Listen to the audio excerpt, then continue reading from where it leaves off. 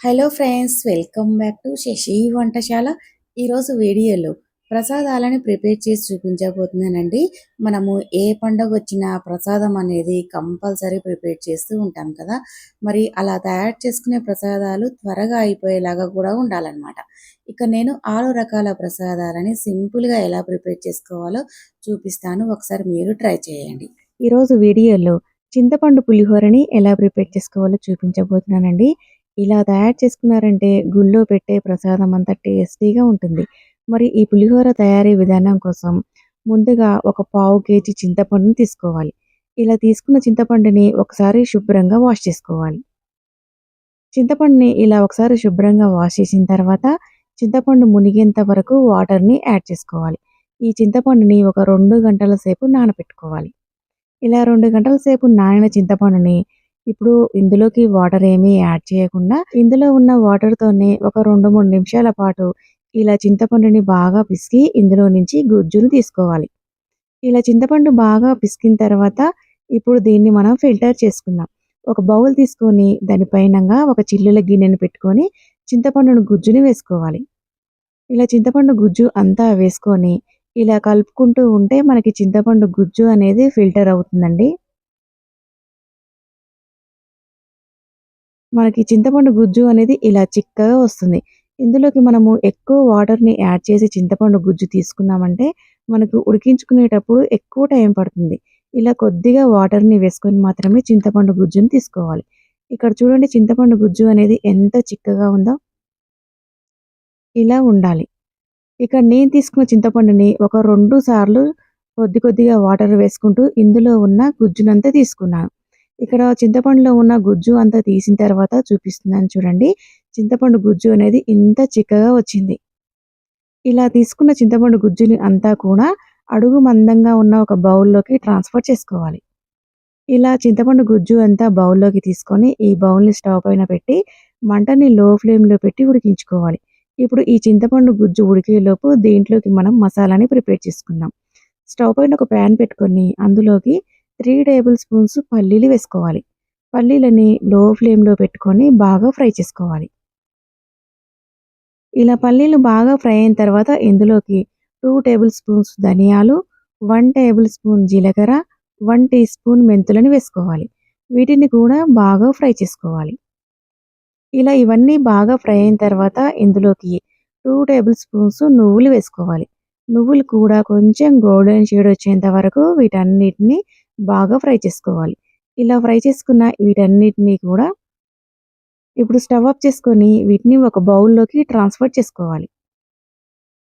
వీటిని పక్కన పెట్టుకొని చల్లారబెట్టుకుందాం. అవి చల్లారేలోపు మనకి స్టవ్ పైన పెట్టుకున్న చింతపులుసు కూడా ఉడకటం స్టార్ట్ అయిపోయిందండి. మంట లో ఫ్లేమ్‌లోనే ఉంచుకొని మధ్య మధ్యలో కలుపుకుంటూ ఈ చింతపండు గుజ్జు అనేది కొంచెం చిక్కబడేంత వరకు ఉడికించుకోవాలి. ఈలోపు మనకి ఫ్రై చేసి పెట్టుకున్న పల్లీలు, నువ్వులు కూడా పూర్తిగా చల్లారిపోయాయండి. ఇలా చల్లారిన వాటిని మిక్సీ జార్‌లోకి ట్రాన్స్‌ఫర్ చేసుకొని వీటిని మెత్తని పౌడర్ లాగా గ్రైండ్ చేసుకోవాలి. ఇలా మెత్తగా ఎక్కడ పలుకు లేకుండా పౌడర్ లాగా గ్రైండ్ చేసి పక్కన పెట్టుకోవాలి. ఈలోపు మనకి స్టవ్ పైన పెట్టుకున్న చింతపండు పులుసు కూడా చిక్కబడిందండి. చూడండి ఇక్కడ కన్సిస్టెన్సీ అనేది ఈ విధంగా ఉంది. ఇలా చింతపండు అనేది సగం వరకు ఉడికిన తర్వాత ఇందులోకి మనం ముందుగా ప్రిపేర్ చేసి పెట్టుకున్న పల్లీలు, నువ్వుల పొడిని యాడ్ చేసుకోవాలి. ఇలా ఈ పౌడర్ అంతా చింతపండు గుజ్జులోకి యాడ్ చేసుకొని అంతా ఒకసారి బాగా మిక్స్ చేసుకోవాలి. ఈ మసాలా అంతా వేసుకున్న తర్వాత ఇప్పుడు మనకి ఇది ఉడకడానికి ఎక్కువ టైం పట్టదండి. ఒక 2, 3 నిమిషాల్లోనే ఈ చింతపండు పులుసు అనేది దగ్గర పడుతుంది. ఇలా కొంచెం చింతపులుసు దగ్గర పడిన తర్వాత ఇందులోకి అరకప్పు ఆయిల్‌ని యాడ్ చేసుకోవాలి. ఇలా ఆయిల్ వేసుకున్న తర్వాత ఒకసారి అంతా బాగా మిక్స్ చేసుకోవాలి. ఇలా ఆయిల్ అంతా చింతపండు గుజ్జులో బాగా కలిసే విధంగా అంతా ఒకసారి బాగా మిక్స్ చేసుకోవాలి. ఇలా మిక్స్ చేసుకున్న తర్వాత ఇప్పుడు ఆయిల్ వేసుకున్నాం కాబట్టి ఈ చింతపులుసు తుకుతుక ఉడికేటప్పుడు చిల్లి బయటికి పడుతుందండి. అలా పడకుండా మూత పెట్టి ఉడికించుకోవాలి. ఇలా మూత పెట్టుకొని మధ్య మధ్యలో కలుపుకుంటూ ఒక 4, 5 నిమిషాల పాటు ఉడికించుకోవాలి. చూడండి ఇక్కడ మనకి పులిహోర చింతపండు పులుసు అనేది రెడీ అయిపోయిందండి. కన్సిస్టెన్సీ అనేది ఈ విధంగా ఉండాలి. ఇంతకంటే ఇంకా గట్టిగా అయ్యేంత వరకు ఉడికించుకోకూడదండి. ఎందుకంటే ఇది చల్లారిన తర్వాత ఇంకా గట్టి పడుతుంది. ఈ స్టేజ్‌లోనే స్టవ్ ఆఫ్ చేసి ఈ బౌల్‌ని పక్కకు దించుకొని ఇందులో 3 టేబుల్ స్పూన్స్ సాల్ట్‌ని వేసుకోవాలి. ఈ సాల్ట్ అంతా బాగా కలిసే విధంగా కలుపుకోవాలి. అంతేనండి, పులిహోర పులుసు అనేది రెడీ అయిపోయింది. ఇలా మనం పులిహోర తయారు చేసుకోవాలి అనుకున్నప్పుడు ఒక రోజు ముందుగానే ఇలా పులుసుని ప్రిపేర్ చేసి పెట్టుకున్నారంటే మనకి పులిహోర అనేది 5 నిమిషాల్లోనే రెడీ అయిపోతుంది. ఇప్పుడు ఈ పులిహోర పులుసుతోని మనం పులిహోరని ప్రిపేర్ చేసుకుందాం. ముందుగా మనము అన్నం ఉడికించుకొని ఒక బౌల్‌లోకి తీసుకొని ఈ అన్నాన్ని పూర్తిగా చల్లారబెట్టుకోవాలి. ఇది చల్లారిన తర్వాత ఇందులోకి మన రుచికి సరిపడినంత ఉప్పు, అలాగే 1 టీ స్పూన్ పసుపుని యాడ్ చేసుకొని, ఈ అన్నానికి ఉప్పు, పసుపు అంతా బాగా పట్టేలాగా పట్టించుకోవాలి. ఇలా పట్టిన తర్వాత ఇందులోకి మనం ముందుగా ఉడికించుకొని పక్కన పెట్టుకున్న చింతపండు పులుసుని వేసుకోవాలి. ఈ అన్నంలో సరిపడినంత చింతపండు పులుసుని వేసుకొని అన్నానికంతా బాగా పట్టించాలి. ఇలా అన్నానికి చింతపండు పులుసు అంతా బాగా పట్టించిన తర్వాత ఇప్పుడు ఇందులోకి మనము పోపుని ప్రిపేర్ చేసుకుందాం.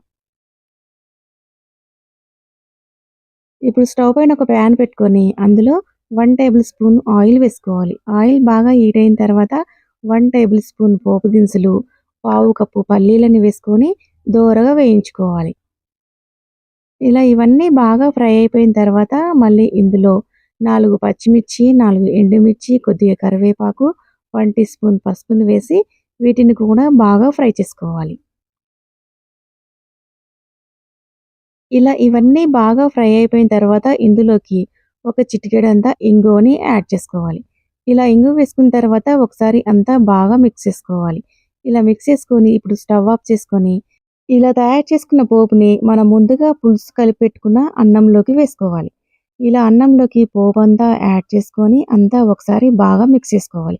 అంతేనండి, ఎంతో టేస్టీగా ఉండే పులిహోర రెడీ అయిపోయింది. దేవునికి ప్రసాదంలా పెట్టాలంటే ఇలా ఒకసారి తయారు చేసి చూడండి. లేదంటే మనము లంచ్ బాక్స్‌లోకి చాలా సింపుల్‌గా అయిపోవాలనుకుంటే కూడా ఇలా పులిహోరని ప్రిపేర్ చేసుకోవచ్చండి. మనకి ఇందులో మెయిన్‌గా మనము పులిహోర చింతపండు పులుసుని ప్రిపేర్ చేసి పెట్టుకోవాలండి. అది ప్రిపేర్ చేసి పెట్టుకున్నామంటే మనకి ఎప్పుడు కావాలంటే అప్పుడు పులిహోరని ప్రిపేర్ చేసుకోవచ్చు. ఇప్పుడు రెండో ప్రసాదము రవ్వ కేసరిని ఎలా ప్రిపేర్ చేసుకోవాలో చూపించబోతున్నానండి. ఇది కూడా చాలా క్విక్‌గా ప్రిపేర్ చేసుకోవచ్చనమాట. మరి ఈ రవ్వ కేసరిని ఎలా తయారు చేసుకోవాలో చూసేయండి. ముందుగా ఈ రవ్వ కేసరి కోసం ఒక బౌల్ తీసుకొని అందులో 2 కప్పుల పంచదారని వేసుకోవాలి. 2 కప్పుల పంచదారకి 4 కప్పుల వాటర్‌ని వేసుకోవాలి. ఇలా 4 కప్పుల వాటర్‌ని వేసుకున్న తర్వాత ఇందులో కొద్దిగా కుంకుమ పువ్వుని యాడ్ చేసుకోండి. కుంకుమ పువ్వు ఉంటే వేసుకోండి, లేకపోతే వేయకున్నా పర్వాలేదు. ఇలా ఒకసారి అంతా బాగా మిక్స్ చేసుకోవాలి.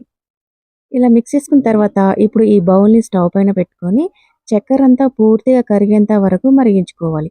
ఇది పాకం ఏమీ రావాల్సిన అవసరం లేదండి. ఇందులో వేసుకున్న చక్కెర అనేది కరిగిపోయి మనకి ఈ వాటర్ బాయిల్ అయితే సరిపోతుంది. ఇప్పుడు మంట సిమ్‌లో పెట్టుకొని ఇది బాయిల్ అయ్యేలోపు రవ్వని ఫ్రై చేసుకుందాం. ఇప్పుడు స్టవ్ పైన ఒక ప్యాన్ పెట్టుకొని అందులో పావు కప్పు నెయ్యిని వేసుకోవాలి. నెయ్యి హీట్ అయిన తర్వాత ఇందులోకి జీడిపప్పు, బాదం పప్పులని వేసుకొని వీటిని ఫ్రై చేసుకోవాలి. ఇవి కొద్దిగా లైట్‌గా ఫ్రై అయిన తర్వాత ఇందులోకి కిస్మిస్‌లని యాడ్ చేసుకోవాలి. ఇప్పుడు ఈ డ్రై ఫ్రూట్స్ అన్నీ కూడా గోల్డెన్ షేడ్ వచ్చేంత వరకు బాగా ఫ్రై చేసుకోవాలి. ఇలా ఇవన్నీ బాగా ఫ్రై అయిన తర్వాత వీటిని ఇప్పుడు ఒక బౌల్‌లోకి ట్రాన్స్‌ఫర్ చేసుకోవాలి. ఇలా డ్రై ఫ్రూట్స్ అన్నీ కూడా బౌల్‌లోకి తీసుకొని పక్కన పెట్టేసుకోవాలి. నెక్స్ట్ మనము ఈ కళాయిలో ఉన్న నెయ్యితోనే ఒక కప్పు బొంబాయి రవ్వని వేసుకొని లో ఫ్లేమ్‌లో పెట్టి బాగా ఫ్రై చేసుకోవాలి. మనము ఏ కప్పుతోనైతే చక్కెర తీసుకున్నామో అదే కప్పుతోని ఒక కప్పు బొంబాయి రవ్వ వేసుకొని కొంచెం గోల్డెన్ షేడ్ వచ్చేంత వరకు బాగా ఫ్రై చేసుకోవాలి. ఇలా బొంబాయి రవ్వ బాగా ఫ్రై అయిపోయిన తర్వాత ఇందులోకి మనం పక్కన పెట్టుకున్న పంచదార పూర్తిగా కరిగి వాటర్ ఇలా బాయిల్ అవుతున్నాయి. ఇలా బాయిల్ అయితున్న పంచదార వాటర్‌ని ఇప్పుడు మనం ఫ్రై చేసి పెట్టుకున్న రవ్వలోకి యాడ్ చేసుకోవాలి. ఇలా కొద్ది కొద్దిగా వేసుకుంటూ రవ్వని కలుపుకుంటూ ఉండలు కట్టకుండా ఇలా పంచదార వాటర్ మొత్తాన్ని వేసుకోవాలి. ఇలా పంచదార వాటర్ మొత్తం వేసిన తర్వాత ఒకసారి అంతా బాగా మిక్స్ చేసుకోవాలి. ఇలా ఉండలు కట్టకుండా ఒకసారి అంతా బాగా మిక్స్ చేసుకొని ఇప్పుడు మంటని లో ఫ్లేమ్‌లో పెట్టి మూత పెట్టి ఈ రవ్వ అంతా దగ్గరికి అయ్యేంత వరకు ఉడికించుకోవాలి. ఇలా రవ్వ కొంచెం దగ్గరికయ్యేంత వరకు ఉడికిన తర్వాత ఇప్పుడు మూత తీసి ఒకసారి అంతా బాగా మిక్స్ చేసుకోవాలి. ఇలా అంతా ఒకసారి బాగా మిక్స్ చేసుకున్న తర్వాత ఇందులోకి మనం ముందుగా ఫ్రై చేసి పెట్టుకున్న డ్రై ఫ్రూట్స్‌ని వేసుకోవాలి. ఇలా డ్రై ఫ్రూట్స్ వేసి ఒకసారి అంతా బాగా మిక్స్ చేసుకోవాలి. ఇప్పుడు మంటని లో ఫ్లేమ్‌లోనే ఉంచి ఈ రవ్వ కేసరి కొంచెం దగ్గర పడేంత వరకు ఉడికించుకోవాలి. ఇలా రవ్వ కేసరి కొంచెం దగ్గర పడిన తర్వాత ఇందులోకి ఒక చిటికెడంతా ఫుడ్ కలర్‌ని యాడ్ చేసుకోవాలి. ఫుడ్ కలర్ అనేది జస్ట్ అలా కలర్ కనిపించడానికేనండి. ఇది వేయకున్నా పర్వాలేదు.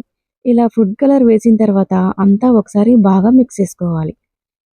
ఇలా మిక్స్ చేసుకొని రవ్వ కేసరి అనేది కన్సిస్టెన్సీ అనేది ఈ విధంగా ఉండాలండి. మరీ గట్టిగా అయ్యేంత వరకు ఉంచకూడదు. ఇప్పుడు ఈ స్టేజ్‌లోనే స్టవ్ ఆఫ్ చేసుకొని చివరిగా 1 టేబుల్ స్పూన్ నెయ్యి వేసి అంతా ఒకసారి బాగా మిక్స్ చేసుకోవాలి.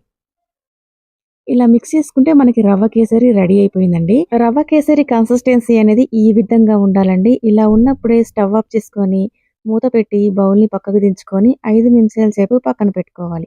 ఇంతకంటే ఎక్కువ గట్టిగా ఉడికించుకున్నామంటే ఇది చల్లారిన తర్వాత ఇంకా గట్టి పడుతుందండి.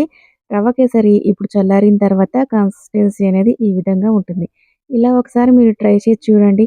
ఇలా తయారు చేసిన రవ్వ కేసరి నోట్లో వేసుకుంటే అలా వెన్నలా కరిగిపోతుందండి. అంత టేస్టీగా ఉంటుంది. ఇలా సింపుల్‌గా దేవునికి ప్రసాదం తయారు చేసుకోవాలనుకుంటే రవ్వ కేసరిని ఒకసారి తయారు చేసి చూడండి. చాలా త్వరగా అయిపోతుంది. మరి ఇప్పుడు మూడో ప్రసాదం బెల్లం పరమాన్నాన్ని ఎలా ప్రిపేర్ చేసుకోవాలో చూపించబోతున్నానండి. ఈ బెల్లం పరమాన్నం కూడా చాలా త్వరగా ప్రిపేర్ చేసుకోవచ్చనమాట. అలాగే ఈ బెల్లం పరమాన్నం తయారు చేసేటప్పుడు పాలు విరిగిపోకుండా పర్ఫెక్ట్‌గా ఎలా ప్రిపేర్ చేసుకోవాలో ఇప్పుడు వీడియోలోకెళ్ళి చూసేయండి. ముందుగా స్టవ్ పైన ఒక ప్యాన్ పెట్టుకొని అందులో పావు కప్పు పెసరపప్పుని వేసుకోవాలి. ఈ పెసరపప్పు మాడిపోకుండా లో ఫ్లేమ్‌లో దోరగా వేయించుకోవాలి. ఇలా వేయించుకున్న పెసరపప్పుని ఒక ప్రెషర్ కుక్కర్‌లోకి ట్రాన్స్‌ఫర్ చేసుకోవాలి. ఇలా ప్రెషర్ కుక్కర్‌లోకి వేసుకున్న తర్వాత ఇందులో ఒక కప్పు బియ్యాన్ని వేసుకోవాలి.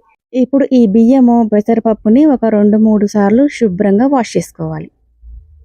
ఇలా వాష్ చేసిన తర్వాత ఇప్పుడు ఇందులోకి మనము ఏ కప్పుతోనైతే బియ్యం తీసుకున్నామో అదే కప్పుతోని 3 కప్పుల వాటర్‌ని వేసుకోవాలి. అలాగే 2 కప్పుల పాలను కూడా యాడ్ చేసుకోవాలి.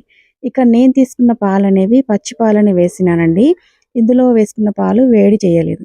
ఇలా వేసుకున్న తర్వాత అంతా ఒకసారి బాగా మిక్స్ చేసుకొని ఇప్పుడు ఈ బౌల్‌ని స్టవ్ పైన పెట్టుకొని మంట మీడియం ఫ్లేమ్‌లో పెట్టుకొని అన్నము, పప్పు మెత్తగా ఉడికేంత వరకు ఉడికించుకోవాలి.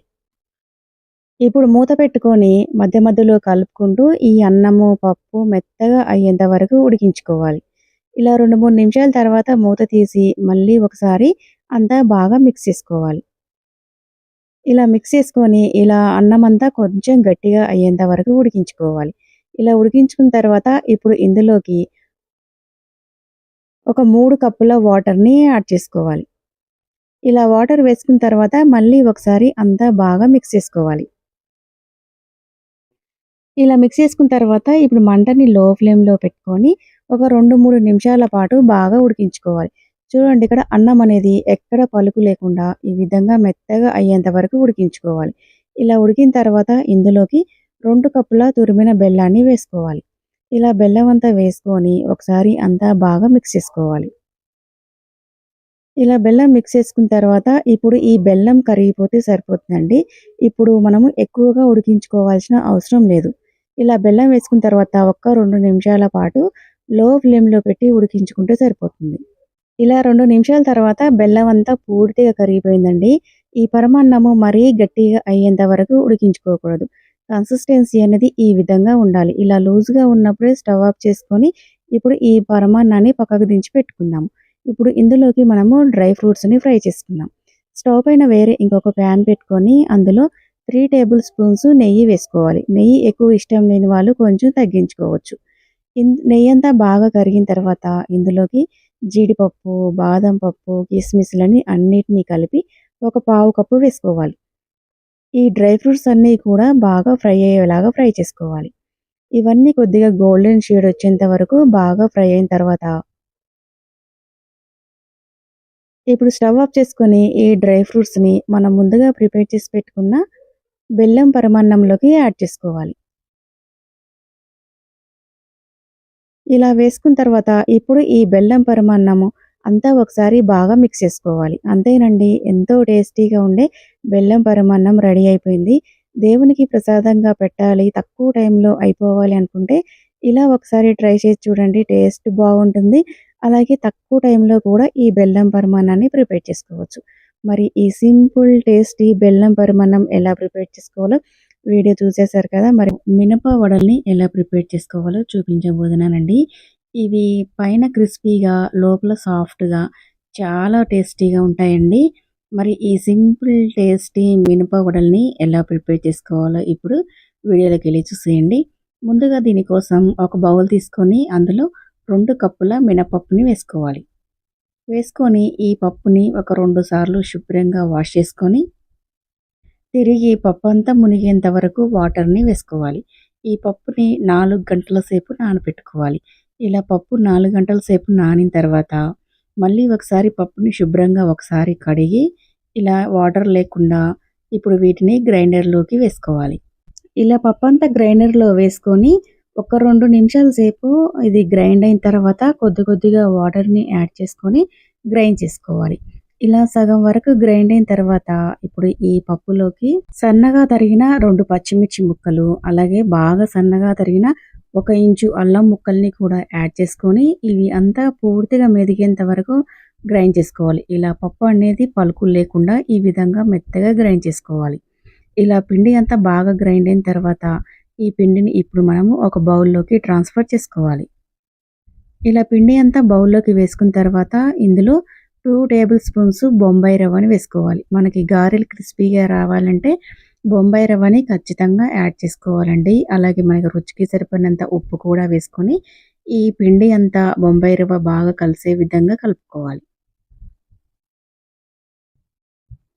ఇలా పిండి అంతా బాగా కలుపుకున్న తర్వాత ఇప్పుడు 10 నిమిషాల సేపు మనం రవ్వ వేసుకున్నాం కాబట్టి అది నానటానికి ఒక 10 నిమిషాల సేపు పక్కన పెట్టుకోవాలి.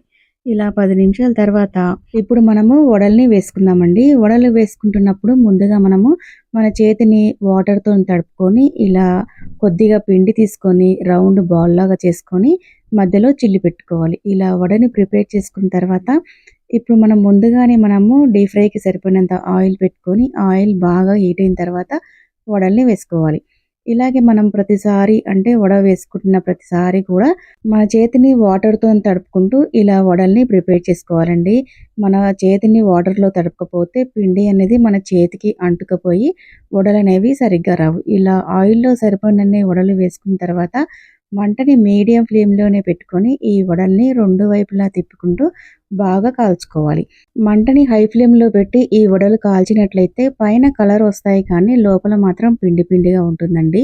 అందువలన మీడియం ఫ్లేమ్‌లోనే పెట్టుకొని ఈ వడల్ని 2 వైపులా తిప్పుకుంటూ ఈ వడల్ని బాగా ఫ్రై చేసుకోవాలి. ఇలా ఫ్రై అయిన తర్వాత ఇప్పుడు ఆయిల్‌లో నుంచి బయటికి తీసి సర్వింగ్ ప్లేట్‌లోకి తీసుకొని సర్వ్ చేసేసుకోవడమే అండి.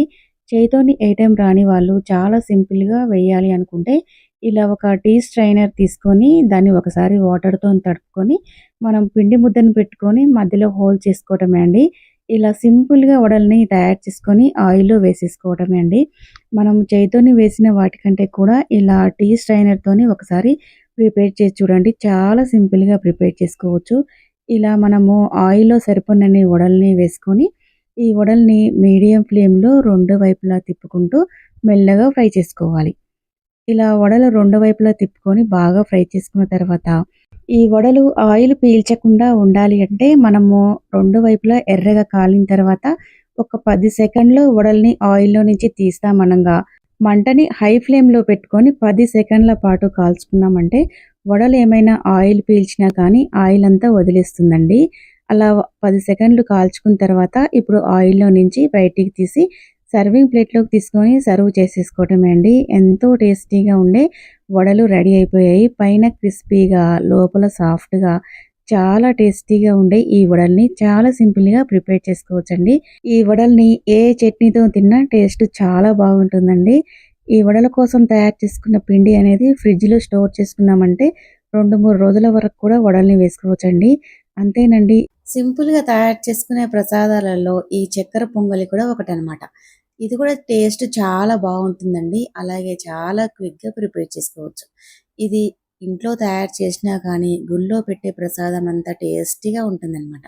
మరి ఈ సింపుల్ టేస్టీ చక్కెర పొంగల్ని ఎలా తయారు చేసుకోవాలో ఇప్పుడు వీడియోలోకెళ్ళి చూసేయండి. స్టవ్ పైన ఒక ప్యాన్ పెట్టుకొని అందులో పావు కప్పు పెసరపప్పుని వేసుకోవాలి. మంటని లో ఫ్లేమ్‌లో పెట్టి ఈ పెసరపప్పు మాడిపోకుండా ఫ్రై చేసుకోవాలి.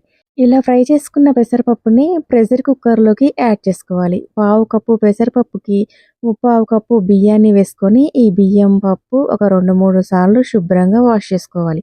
మనకి పప్పు పావు కప్పు, బియ్యము ముప్పావు కప్పు 2 కలిపి ఒక కప్పు తీసుకున్నాం కాబట్టి ఒక కప్పుకి 2 కప్పుల వాటర్‌ని యాడ్ చేసి ఇప్పుడు ప్రెషర్ కుక్కర్‌ని మూత పెట్టి స్టవ్ పైన పెట్టుకొని మంట మీడియం ఫ్లేమ్‌లో పెట్టి 2 విజిల్స్ వచ్చేంత వరకు ఉడికించుకోవాలి. ఇలా 2 విజిల్స్ వచ్చిన తర్వాత ప్రెషర్ కుక్కర్‌లో ఆవిరంతా పోయినంక మూత తీసుకున్నామంటే ఇప్పుడు మనకి పప్పు, బియ్యము 2 చాలా మెత్తగా ఉడికిపోయాయండి. ఇలా ఉడికిన ఈ పప్పు, బియ్యాన్ని మెత్తగా స్మాష్ చేసుకోవాలి. ఎక్కడ పలుకు లేకుండా ఇలా చాలా మెత్తగా ఉడికే వరకు ఉడికించుకోవాలి.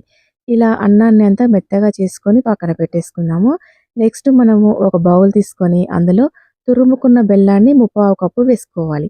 అలాగే అరకప్పు పంచదారని కూడా వేసుకొని ఇందులో ముప్పావు కప్పు వాటర్‌ని వేసుకోవాలి.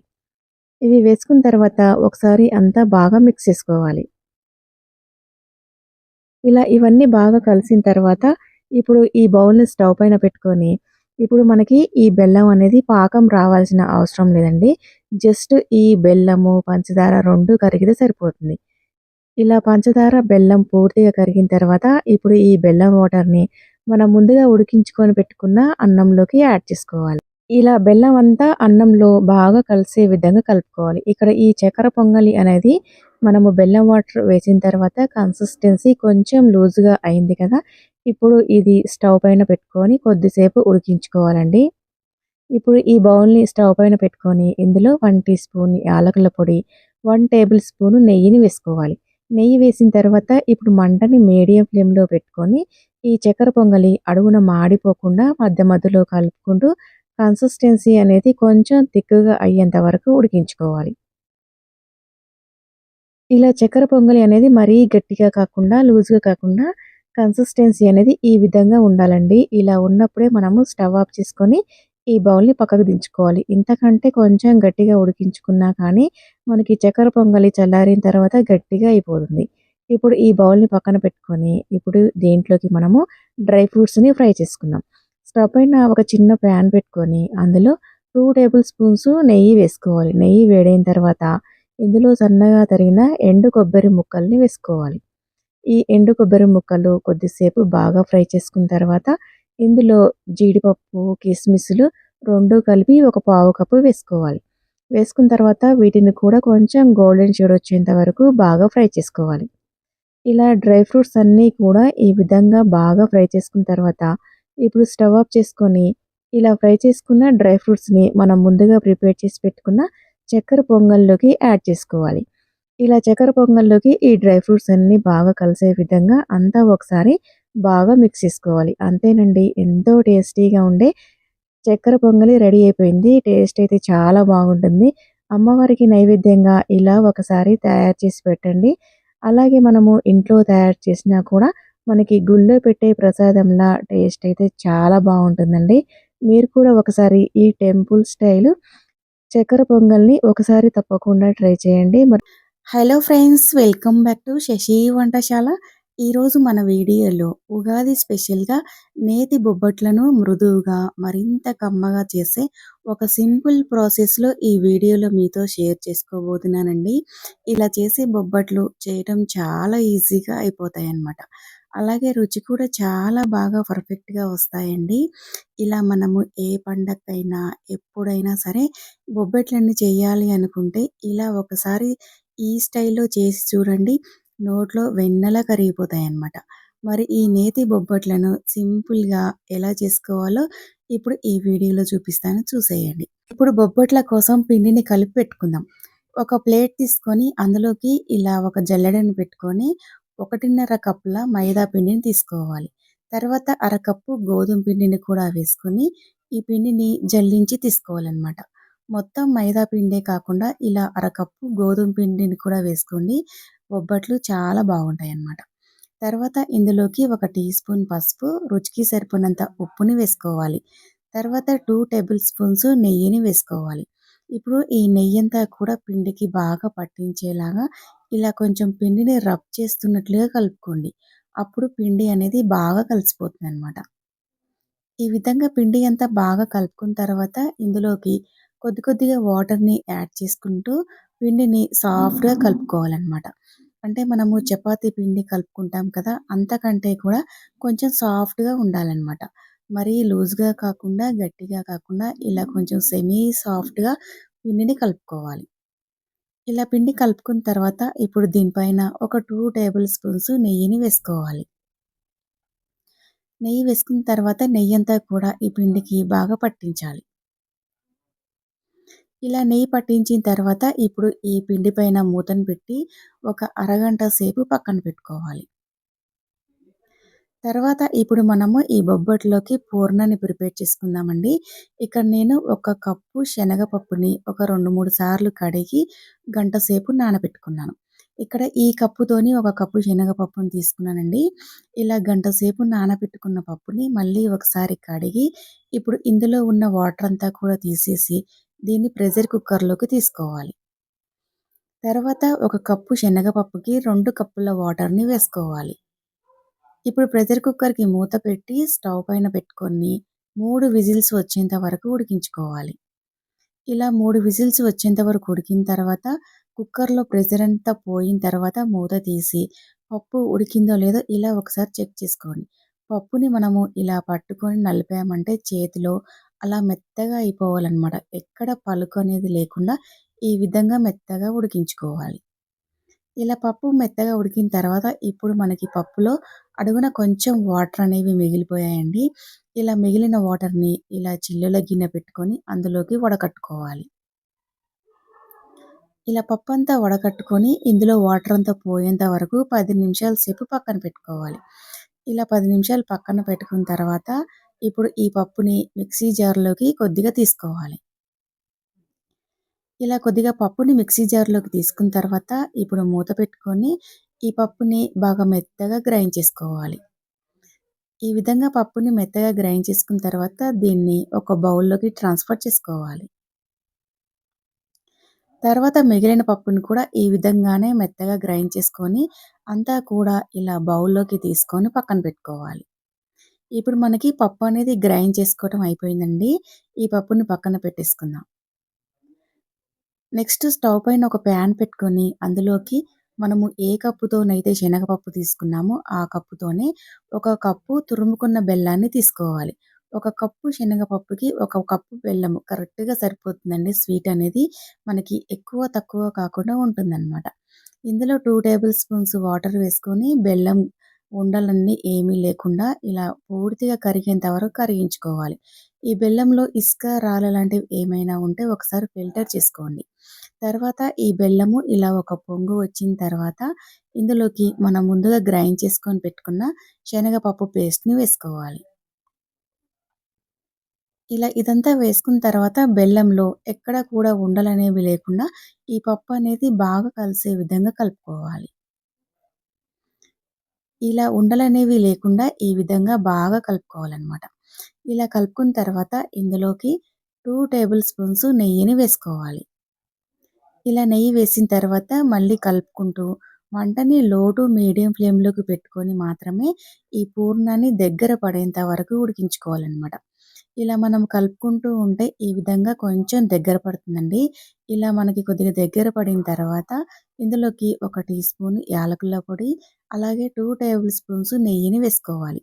ఇలా నెయ్యి వేసుకున్న తర్వాత ఇప్పుడు మనకి పూర్ణం దగ్గర పడింది కాబట్టి మనము మంటని లో ఫ్లేమ్‌లో పెట్టుకొని ఇలా కలుపుకుంటూ ఈ పూర్ణం అంతా కూడా ఇలా ప్యాన్‌కి సెపరేట్ అయ్యేంత వరకు బాగా ఉడికించుకోవాలనమాట. ఇలా కలుపుకుంటూనే ఉండాలండి. లేకపోతే పూర్ణం అనేది అడుగున మాడిపోతుందనమాట. ఇప్పుడు ఈ పూర్ణాన్ని ప్యాన్‌కి సెపరేట్ అయ్యేంత వరకు ఇలా ఉడికించుకున్న తర్వాత ఇప్పుడు స్టవ్ ఆఫ్ చేసుకొని ఈ బౌల్‌ని పక్కకు దించుకోవాలి. ఇప్పుడు ఇది చల్లారేంత వరకు కూడా మూత పెట్టి పక్కన పెట్టుకోవాలి. ఇది కొద్దిగా గోరువెచ్చగా అయ్యేంత వరకు చల్లారబెట్టుకున్న తర్వాత ఇప్పుడు మూత తీసి ఇప్పుడు ఈ పూర్ణాన్ని చిన్న చిన్న ఉండల్లాగా చేసుకోవాలనమాట. అంటే మనము బొబ్బట్లు ఏ సైజులో తయారు చేసుకోవాలనుకుంటున్నామో, ఆ సైజు బాల్స్ లాగా ప్రిపేర్ చేసుకోవాలి. ఇక్కడ నేను మరీ పెద్దగా కాదు, మరీ చిన్నగా కాదండి. మీడియం సైజులో తయారు చేసుకుంటున్నాను. ఇప్పుడు ఈ పిండి అనేది మనకి చేతులకి అంటుకుంటుంది అనుకుంటే, ఇలా చేతులకు కొంచెం నెయ్యి రాసుకొని పూర్ణం బాల్స్‌ని ప్రిపేర్ చేసుకోవాలి. ఇక్కడ నేను పిండిని మొత్తాన్ని చేయట్లేదండి. ముందుగా అయితే ఇక నేను 10 బాల్స్‌నైతే ప్రిపేర్ చేసుకున్నాను. ముందుగా వీటిని బొబ్బట్లు చేసుకొని తర్వాత మిగిలిన పిండిని చేసుకుందాం. ఇప్పుడు మిగిలిన పిండి గాలికి ఆరిపోకుండా మూత పెట్టి పక్కన పెట్టుకోవాలి. ఇప్పుడు మనం ముందుగా కలిపెట్టుకున్న పిండి హాఫ్ అన్ అవర్ తర్వాత చాలా సాఫ్ట్‌గా అయిందనమాట. ఈ పిండిని మళ్ళీ ఒకసారి 1, 2 నిమిషాల పాటు ఇలా అంతా కూడా బాగా కలుపుకోవాలనమాట. ఇలా పిండిని 2 నిమిషాల సేపు కలుపుకున్న తర్వాత మనము పూర్ణం బాల్స్‌ని ఏ సైజులో అయితే తయారు చేసుకున్నామో, ఆ సైజులో ఈ పిండి ముద్దల్ని చేసుకోవాలనమాట. అంటే మనకి పూర్ణం బాల్స్, అలాగే ఈ పిండి ముద్ద 2 కూడా ఒకటే సైజులో ఉండాలండి. ఒకటి ఎక్కువ, ఒకటి తక్కువ లేకుండా చూసుకోవాలి. ఇలా పిండి ముద్దను ప్రిపేర్ చేసి పెట్టుకున్న తర్వాత ఇప్పుడు బటర్ పేపర్ తీసుకొని, దీనిపైన కొద్దిగా నెయ్యిని వేసి బటర్ పేపర్‌కంతా కూడా నెయ్యిని అప్లై చేసుకోవాలి. తర్వాత ఇంకొక బటర్ పేపర్‌కి కూడా నెయ్యిని అప్లై చేసి పక్కన పెట్టుకోవాలి. ఇప్పుడు మనం తయారు చేసి పెట్టుకున్న పిండి ముద్దను తీసుకొని ఇలా బటర్ పేపర్ పైన పెట్టి, ఇలా చిన్న సైజు పూరిలాగా ప్రిపేర్ చేసుకొని, ఇప్పుడు దీన్ని చేతిలోకి తీసుకోవాలి. ఇప్పుడు దీంట్లోకి మనం ముందుగా పూర్ణం బాల్స్‌ని ప్రిపేర్ చేసుకున్నాం కదా! ఇలా పూర్ణం బాల్‌ని పెట్టుకోవాలనమాట. ఇలా పూర్ణం బాల్ పెట్టుకున్న తర్వాత పిండిని ఎక్కడా కూడా ఓపెన్ లేకుండా, అంటే మనకి పూర్ణం అనేది బయటికి కనిపించకుండా ఇలా జాగ్రత్తగా క్లోజ్ చేసుకోవాలనమాట. ఈ విధంగా పిండినంతా కూడా పూర్ణం కనిపించకుండా క్లోజ్ చేసుకొని, మళ్ళీ దీన్ని బాల్ లాగా చుట్టుకోవాలనమాట. చుట్టుకొని 2 చేతుల మధ్యలో పెట్టి ఇలా కొంచెం గట్టిగా ప్రెస్ చేయండి. అప్పుడు మనకి పర్ఫెక్ట్‌గా వచ్చేస్తుందనమాట. ఇలా తయారు చేసుకున్న పిండి ముద్దని ఇప్పుడు మళ్ళీ బటర్ పేపర్ పైన పెట్టుకొని, మనకి బొబ్బట్లనేవి ఈవెన్‌గా మంచిగా స్ప్రెడ్ అవ్వాలంటే, దీనిపైన 1 టీ స్పూను నెయ్యిని వేసి, నెయ్యిని 2 వైపులా కూడా ఇలా బాగా అప్లై చేసుకోండి. ఇప్పుడు పైనంగా బటర్ పేపర్‌ని పెట్టుకొని, మనము బొబ్బట్లను ప్రిపేర్ చేసుకోవాలి. ఇప్పుడు బొబ్బట్లు ప్రిపేర్ చేసేటప్పుడు మధ్యలో నుంచి ప్రిపేర్ చేయడం స్టార్ట్ చేయండి. అప్పుడు మనకు లోపల పెట్టుకున్న పూర్ణం అనేది బొబ్బట్లకి చుట్టూ కూడా ఈవెన్‌గా స్ప్రెడ్ అవుతుందనమాట. ఇలా బొబ్బట్లు బటర్ పేపర్ పైన ఇలా కొంచెం మనకి చుట్టూ కూడా ఈ విధంగా స్ప్రెడ్ చేస్తున్నట్లుగా చేత్తోని అనండి. అప్పుడు మనకి పల్చగా, రౌండ్‌గా వస్తుందనమాట. బొబ్బట్లు ఇలా స్ప్రెడ్ చేస్తున్నట్లు అన్నప్పుడు మనకి కింద ఉన్న బటర్ పేపర్‌ని ఇలా చుట్టూ తిప్పుకుంటూ చేయడం వల్ల బొబ్బట్లు పల్చగా, రౌండ్‌గా వస్తాయన్నమాట. ఇక్కడ చూడండి, బొబ్బట్లు తయారు చేసిన తర్వాత పైన బటర్ పేపర్ అనేది మనకి బొబ్బట్లకి అంటుకోవటం అనేది ఏమీ ఉండదు. ఈజీగా వచ్చేస్తుంది. బొబ్బట్లు చూడండి ఎంత పల్చగా వచ్చాయో. మనకి ఒక దగ్గర మందంగా, ఒక దగ్గర పల్చగా లేకుండా ఇలా ఈవెన్‌గా వస్తాయన్నమాట. ఇలా తయారు చేసుకున్న బొబ్బట్లని ఇలా బటర్ పేపర్‌తోని పెనం పైన వేసుకోండి. పెనం బాగా వేడైన తర్వాత బొబ్బట్లు వేసుకొని, ఒకవైపు కాలిన తర్వాత రెండో వైపుకి తిప్పుకోండి. ఇలా రెండు వైపులా తిప్పుకుంటూ మనం బొబ్బట్లను కాల్చుకున్నామంటే పొంగుతూ వస్తాయన్నమాట. ఇలా కొద్దిగా ముందు రెండు వైపులా తిప్పుకొని కాల్చుకున్న తర్వాత, ఇప్పుడు బొబ్బట్ల పైన 1 టీ స్పూన్ నెయ్యిని వేసి, నెయ్యంతా కూడా ఈ బొబ్బట్టుకి ఈవెన్‌గా స్ప్రెడ్ చేసుకోవాలన్నమాట. తర్వాత రెండో వైపుకి తిప్పుకొని, రెండో వైపు కాస్త ఇలా పొంగిన తర్వాత నెయ్యిని 1 టీ స్పూన్ ఏసుకొని, మళ్ళీ రెండో వైపు కూడా ఈ నెయ్యినంతా కూడా బాగా స్ప్రెడ్ చేసుకోవాలన్నమాట. బొబ్బట్లు ఫస్ట్ రెండు వైపులా కాల్చుకున్న తర్వాత ఇలా పొంగేటప్పుడు నెయ్యి వేసుకోండి. అప్పుడే బొబ్బట్లు మనకి పొంగుతూ సాఫ్ట్‌గా వస్తాయన్నమాట. ఇలా రెండు వైపులా కూడా కొంచెం గోల్డెన్ షేడ్ వచ్చేంత వరకు కాల్చుకొని బొబ్బట్లను తీసి ప్లేట్‌లోకి తీసుకోవాలి. తర్వాత ఇక్కడ మీకు ఇంకొక బొబ్బట్టుని కూడా తయారు చేసి చూపిస్తాను చూడండి. ఇలా మనకి పిండి ముద్దని చిన్న పూరిలాగా చేసుకొని, లోపల పూర్ణాన్ని పెట్టుకొని ఈ విధంగా క్లోజ్ చేసుకోవాలి. తర్వాత బాల్‌లాగా ప్రిపేర్ చేసుకొని 2 చేతుల మధ్యలో ఇలా కొంచెం గట్టిగా ప్రెస్ చేశామంటే ఈ విధంగా పూర్ణం లోపల సెట్ అయిపోతుందనమాట. తర్వాత ఈ పిండి ముద్దని బటర్ పేపర్ పైన పెట్టుకొని, రెండు వైపులా కూడా ఇలా నెయ్యిని అప్లై చేసుకోవాలి. ఇప్పుడు పైనంగా బటర్ పేపర్ పెట్టుకొని, మళ్ళీ బొబ్బట్లని ప్రిపేర్ చేసుకోవాలనమాట. ఇలా మధ్యలో నుంచి తయారు చేస్తూ, చుట్టూ తిప్పుకుంటూ చేయిని ఇలా రౌండ్‌గా బొబ్బట్లను ప్రిపేర్ చేసుకోవాలి. అప్పుడు మనకి ఈవెన్‌గా లోపల పూర్ణం అంతా కూడా స్ప్రెడ్ అయితూ బొబ్బట్లు ఒక దగ్గర మందంగా, ఒక దగ్గర పలచగా రాకుండా ఈ విధంగా మంచిగా వస్తాయన్నమాట. ఇలా తయారు చేసుకున్న బొబ్బట్లని ఇప్పుడు బటర్ పేపర్ పైనుంచి తీసినా కానీ ఈజీగా వచ్చేస్తాయండి. అంటుకుపోవన్నమాట. దీన్ని ఇప్పుడు స్టవ్ పైన ప్యాన్ బాగా వేడైన తర్వాత ఈ బొబ్బట్లని వేసుకోవాలి. ముందుగానే వీటిని 2 వైపులా తిప్పుకుంటూ కాల్చుకోవాలండి. మనం ఫస్టే నెయ్యి వేసుకున్నామంటే బొబ్బట్లు పొంగకుండా గట్టిగా వస్తాయన్నమాట. ఇలా 2 వైపులా తిప్పుకుంటూ బొబ్బట్లు పొంగిన తర్వాత మనం పైనంగా నెయ్యిని అప్లై చేసుకోవాలి. తర్వాత రెండో వైపు కూడా కొంచెం కాలిన తర్వాత ఇలా నెయ్యి వేసి నెయ్యంతా కూడా బొబ్బట్లకి ఈ విధంగా బాగా స్ప్రెడ్ చేసుకోవాలి. ఇలా 2 వైపులా నెయ్యి వేసుకున్న తర్వాత 2 వైపులా తిప్పుకుంటూ ఇలా గోల్డెన్ షేడ్ వచ్చేంత వరకు కూడా బాగా వీటిని కాల్చుకోవాలనమాట. ఇలా కాల్చుకుంటే బొబ్బట్లు రెడీ అయిపోయాయండి. ఇలా తయారు చేసుకున్న బొబ్బట్లని ఒక ప్లేట్‌లోకి తీసుకోవాలి. ఇలాగ మిగిలిన బొబ్బట్లు అన్నిటిని కూడా ఈ విధంగానే ప్రిపేర్ చేసుకొని అన్నిటిని కూడా ఇలా ప్లేట్‌లోకి తీసుకోవాలి. అంతేనండి. చాలా సాఫ్ట్‌గా, మృదువుగా ఉండే నేతి బొబ్బట్లు రెడీ అయిపోయాయి. ఇవి ఒకసారి తయారు చేసుకున్నామంటే 2, 3 రోజుల వరకు కూడా నిల్వ ఉంటాయండి. ఈ బొబ్బట్లు ఎంత సాఫ్ట్‌గా ఉంటాయంటే నోట్లో వేసుకుంటే అలా వెన్నలా కరిగిపోతాయన్నమాట. మరి ఈ సింపుల్ టేస్టీ బొబ్బట్లని ఏ పండక్కైనా చాలా సింపుల్‌గా ప్రిపేర్ చేసి చూడండి. చాలా త్వరగా అయిపోతాయన్నమాట. మరి ఈ సింపుల్ టేస్టీ నేతి బొబ్బట్లని మీరు ఒకసారి తప్పకుండా ట్రై చేయండి. మరి ఈ వీడియో మీకు నచ్చితే లైక్ చేసి, షేర్ చేసి, సబ్స్క్రైబ్ చేయండి. మరి ఇలాంటి సింపుల్ టేస్టీ క్విక్ రెసిపీస్ కోసం శశి వంటశాల ఛానల్ సబ్స్క్రైబ్ చేయండి. Thanks for watching.